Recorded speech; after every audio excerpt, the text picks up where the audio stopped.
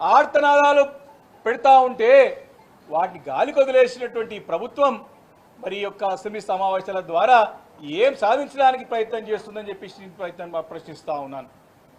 ఈరోజు స్పష్టంగా తెలుస్తూ ఉంది, ప్రజల ఆర్తనాదాలు, నానా ఇబ్బందులు, మమ్మల్ని కాపాడండి, మమ్మల్ని హెలికాప్టర్లు తెప్పించి కాపాడండి అంటే ఈ ముఖ్యమంత్రి పోయి బీహార్ ఎన్నికల్లో ప్రచారంలో నిమగ్నమవుతాడు. ఈ ముఖ్యమంత్రి రాష్ట్ర ప్రభుత్వానికి చెందిన హెలికాప్టర్ని రాహుల్ గాంధీకి పర్యటించడానికి పంపిస్తాడు, కానీ ప్రజలను ఆదుకోవడానికి మాత్రం ఎక్కడ ప్రయత్నం చేయలేని స్పష్టంగా కనపడతా ఉంది గత రెండు మూడు రోజుల నుంచి కూడా. ఇది స్పష్టంగా వారి యొక్క వైఖరి, వారి యొక్క అనుభవ రహిత్యం.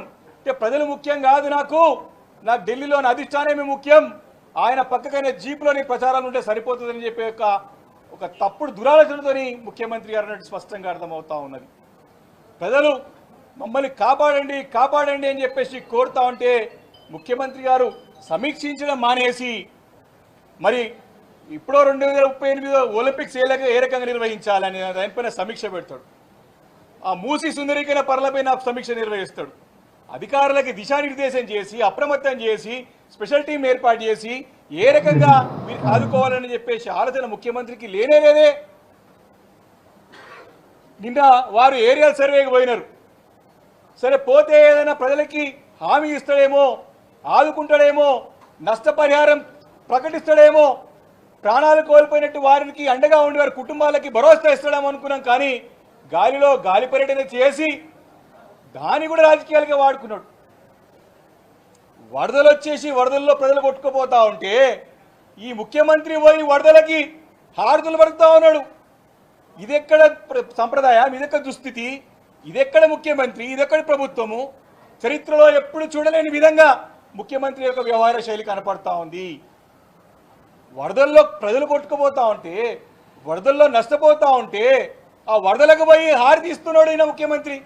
అరే ఇది అసలు ఆశ్చర్యంగా కలిగిస్తూ ఉంది.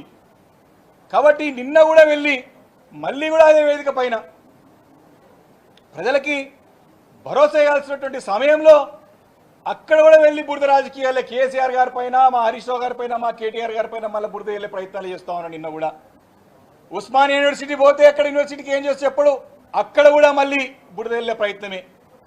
కాబట్టి ఇలాంటి క్లిష్ట సమయంలో ఇప్పటికే ప్రజలందరూ కూడా పాడి, పశువులు, పంట, ఆస్తి విపరీతంగా నష్టం జరిగింది.